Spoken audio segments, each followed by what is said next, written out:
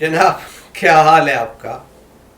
इल्म के बारे में अक्सर लोगों को ये कन्फ्यूजन होता है कि इल्म दौलत के हुसूल का ज़रिया है। नहीं, इल्म हुनर के हुसूल का एक रास्ता है। दौलत हुनर के साथ मशरूत है।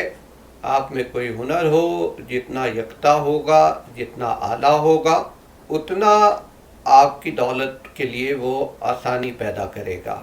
इल्म बजाय खुद एक दौलत है। इल्म, यूनान के किसी फ़लसफ़ी ने कहा था कि जो शख्स इल्म के हुसूल के लिए सरगर्दा भी हो और आराम व सुकून का तालिब भी हो तो उसे अहले इल्म में शुमार नहीं किया जा सकता।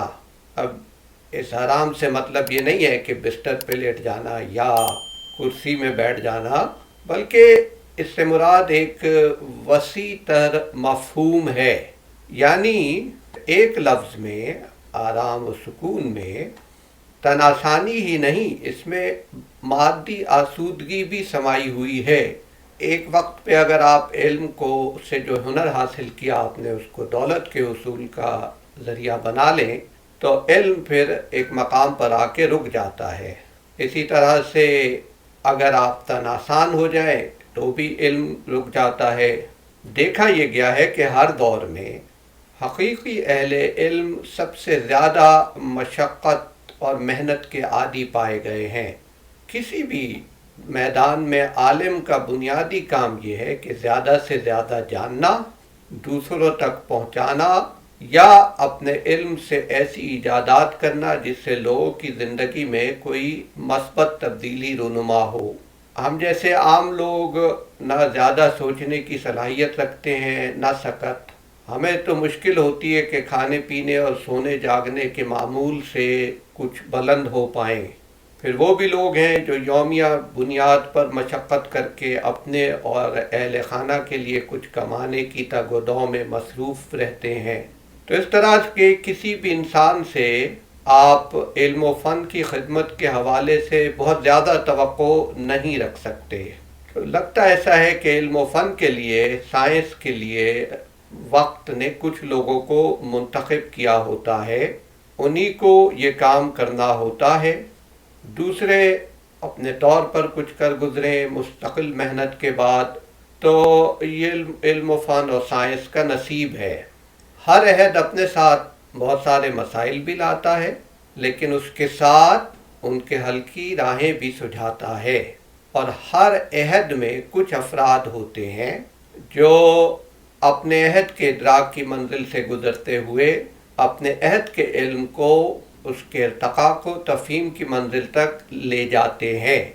मुख्तलिफ़ अदवार में जब इंडस्ट्रियल रेवोल्यूशन फर्स्ट या सेकंड चल रहा था तो पूरी दुनिया को शायद इल्म भी नहीं था, लेकिन कुछ अफराद कुछ यूरोपीय ममालिक में वो काम कर रहे थे जो बाद में पूरी इंसानियत का ज़ाद राह बना। आज भी ऐसा ही है और ये लोग खामोशी से अपना काम करते हैं। इल्म की इब्तिदा है हंगामा, इल्म की इंतहा है खामोशी। तो और ये काम सिर्फ मेहनत और लगन की बुनियाद पर हो सकता है। किसी भी दौर में, किसी भी पेशे में हकीकी इल्मी काम, चाहे वो तिब हो, नफ्सियात हो, अदब हो, किसी भी दौर में हकीकी इल्मी काम महज माली मुनफ़ात की बुनियाद पर नहीं हो पाया।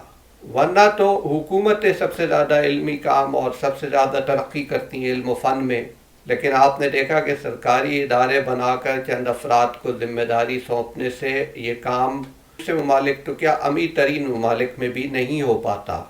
सबसे ज़्यादा का इल्मी काम जो है वो तेल पैदा करने वाले ममालिक में हो रहा होता। किसी भी दौर में सरकारी इदारों में जो अहले इल्म थे उन्होंने अपनी ज़ाती हैसियत में कोई ऐसा बड़ा काम नहीं किया जिसे दुनिया ने याद रखा हो और आज तक मुस्तफ़ीद हो रही हो।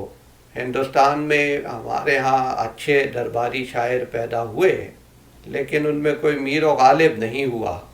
जहाँ के एक मौके पे पहुँच के मीर कहते हैं कि यही जाना कि कुछ न जाना हाय, सो भी एक उम्र में हुआ मालूम। کسی جگہ کسی ملک کا کسی روایت کا جائزہ لیں، اسلامی، مغربی، چینی، کہ آپ کو یہ پتہ لگے گا کہ ہر دور میں خالص علمی اور تحقیقی کام صرف اور صرف ذاتی خواہش، لگن اور محنت کی بنیاد پر ہوا ہے۔ جنہیں علم و فن کے حصول اور اس کے بعد انسانیت کو اس سے بہرہ مند کرنے کی خواہش ہو، وہ کبھی اس بات کی پرواہ نہیں کرتے کہ جو محنت وہ کریں گے اس کے عوض کیا ملے گا۔ اگر بات معاوضے سے شروع ہو کر معاوضے ہی پر ختم ہو، پھر علم کے حصول میں اس راہ پر گامزن ہونے سے کہیں بہتر ہے کہ انسان صنعت و تجارت کے شعبے سے وابستہ ہو جائے، ہمارے ہاں سیاست میں چلا جائے، حکومت کا ماؤتھ پیس ہو جائے، کچھ بھی ہو جائے، کیونکہ علم جو ہے وہ اصلاً مال و دولت کا معاملہ ہے ہی نہیں۔ علم، فن، سائنس کی حقیقی خدمت کرنے کی لگن رکھنے والے ہمہ وقت یہی سوچتے ہیں کہ کس طرح سے تحقیق و جستجو کے ذریعے دنیا کو زیادہ زیادہ دانش سے ہمکنار کریں، علم کا جو سرمایہ موجود ہے اس میں اضافہ کریں، اور علم و فن کے سمندر کی گہرائیوں کا اندازہ لگا کے اسے مزید گہرا کرنے کی یہ لگن کچھ ہی لوگوں کو عطا ہوتی ہے اور فطرت اس کا انتظام کرتی ہے۔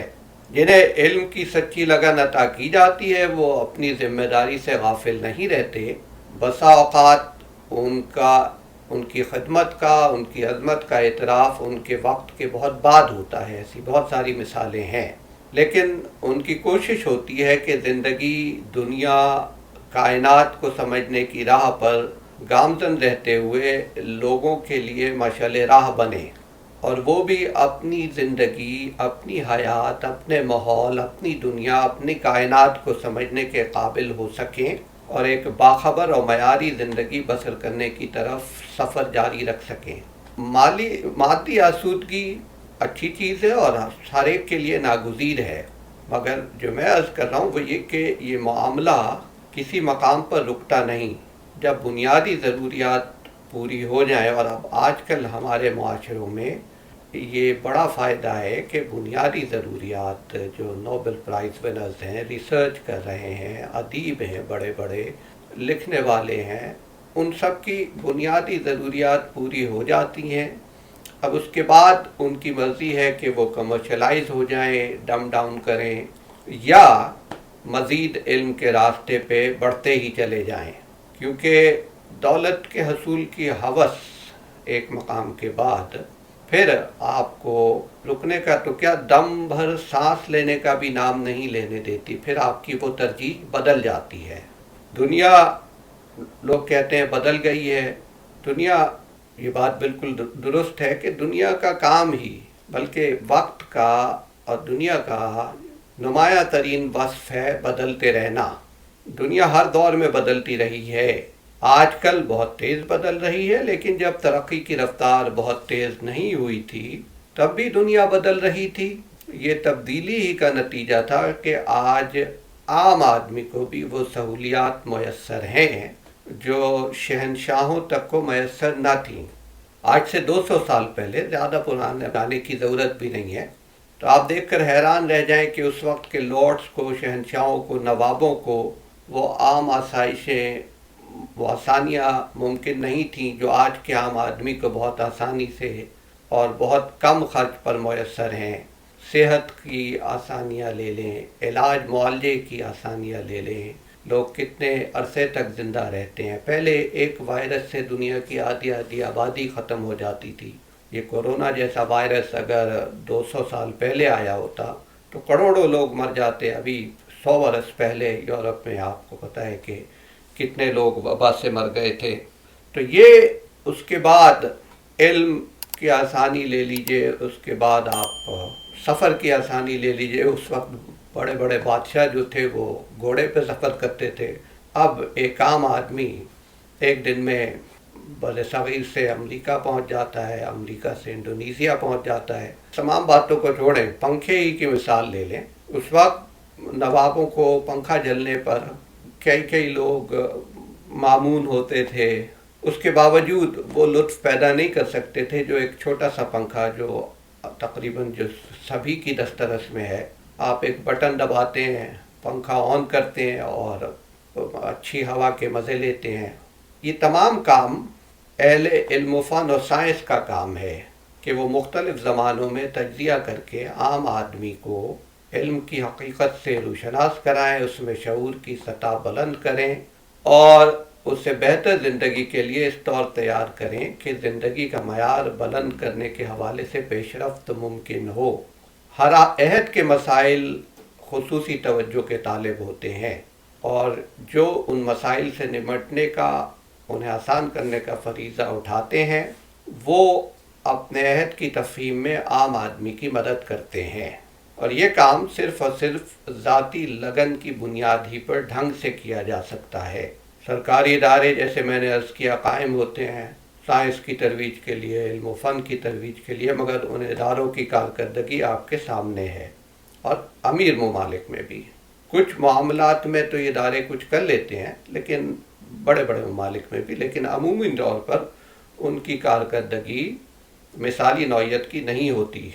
और उसके अलावा वैसे भी अगर आप लोगों को बड़ी बड़ी तनख्वाहें दे दें और उसके बाद उनसे कहें कि इल्म व फ़न की तरोीज करो, तो वो उसमें वो लगन पैदा नहीं होती।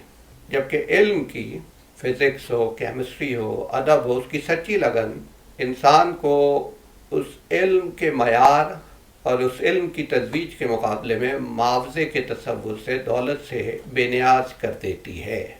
और ये अगर आपको अजीब लग रहा है तो कोई ऐसी बात नहीं है कि जिस पे हैरान हुआ जाए, क्योंकि क्या आपकी हैरत पे हैरान हुआ जाए। इल्म का मामला इतना अजीब है कि आम आदमी को ये समझाया सब ही नहीं जा सकता, या बहुत मुश्किल है कि कोई इंसान क्यों मादी आसूदगी या माली मनफात को यकसर नज़रअंदाज करते हुए कुछ इल्म हासिल करके, कुछ नया करके दुनिया को कुछ देना चाहता है।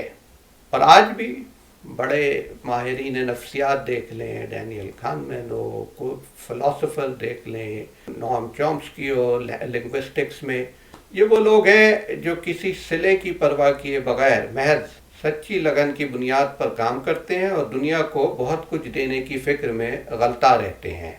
तो इल्म, फ़न, साइंस इस तलब का सिला है हकीकी मसरत, क़ल्ब, एहसास जुस्तजू।